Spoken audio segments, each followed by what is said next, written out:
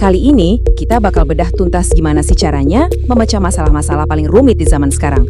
Ini bukan cuma teori loh, tapi bener-bener alat yang bisa langsung Anda pakai. Udah siap? Pernah nggak sih ngerasa pusing banget? Buka berita isinya korupsi, di medsos ada hoax, belum lagi soal radikalisme, cybercrime. Rasanya tuh semua masalah ini kayak dihurjanin ke kita setiap hari barengan. Bikin cemas, dan kadang kita mikir, duh gimana ngadepinnya ya? Gede banget masalahnya. Nah, pertanyaannya kan, terus kita mesti gimana? Apa iya kita pasrah aja sama semua kekacauan ini? Eits, tenang dulu. Ternyata ada kok caranya, biar kita nggak cuma panik doang, tapi bisa bertindak dengan lebih cerdas dan terarah. Oke, langkah paling pertama kita kasih nama dulu nih monster-monsternya. Supaya nggak abstrak lagi, kita coba petakan sebenarnya apa aja sih ancaman utama yang kita hadapi. Ini langkah awal banget nih buat ngubah rasa bingung jadi lebih jelas. Nah, ini dia nih daftarnya. Ada 6 isu strategis yang sering jadi biang kerok banyak masalah. Mulai dari korupsi yang ya tahu sendirilah ngerusak dari dalam, terus ada narkoba, terorisme, dan radikalisme, sampai kejahatan yang lebih modern kayak money laundering, proxy war, dan semua keributan di dunia maya, hate speech, hoax, macam-macam.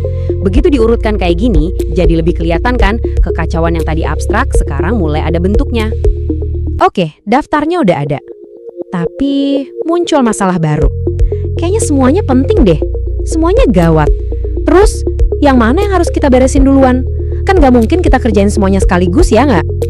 Nah, disinilah kita butuh saringan. Namanya itu teknik tapisan isu.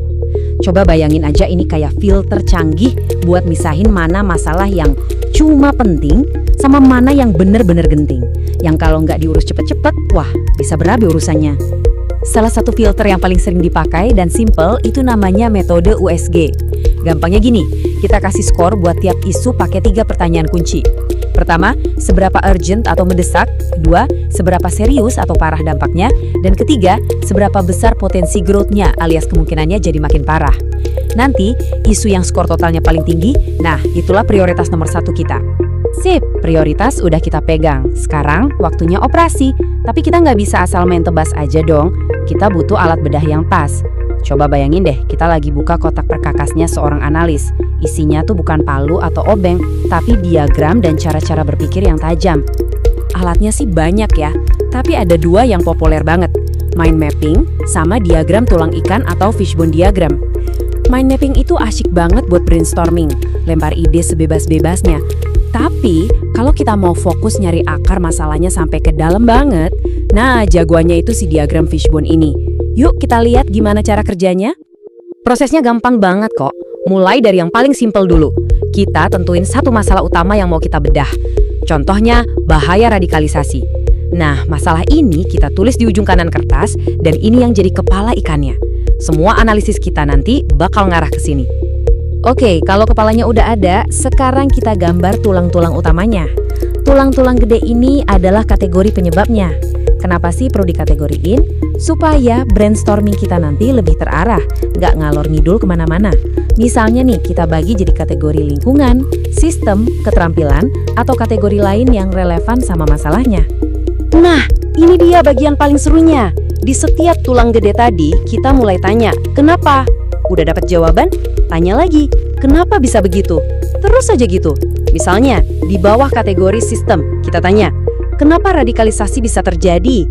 Oh, mungkin karena pendidikan agama kurang mendalam. Oke, kenapa pendidikannya kurang mendalam? Mungkin kurikulumnya nggak relevan. Nah, kita gali terus sampai kita nemu penyebab yang paling dasar yang udah nggak bisa ditanya kenapa lagi. Kebayangkan polanya? Dengan memetakan sebab akibat kayak gini, kita jadi nggak cuma sibuk madamin api di permukaan aja. Kita justru bisa nemuin di mana sumber kebocoran gasnya. Inilah bedanya antara sekedar nempelin plester di luka sama bener-bener nyembuhin infeksinya dari akarnya.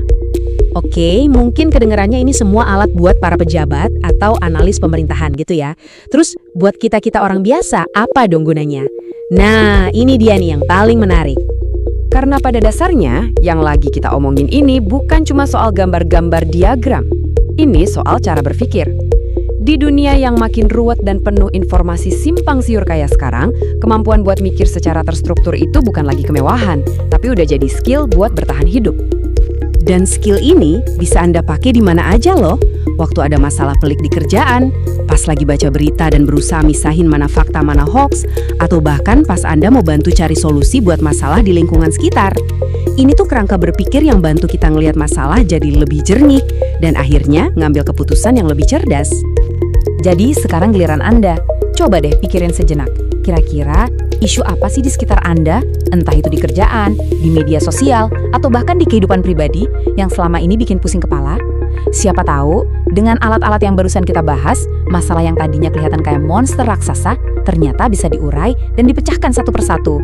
Selamat mencoba ya!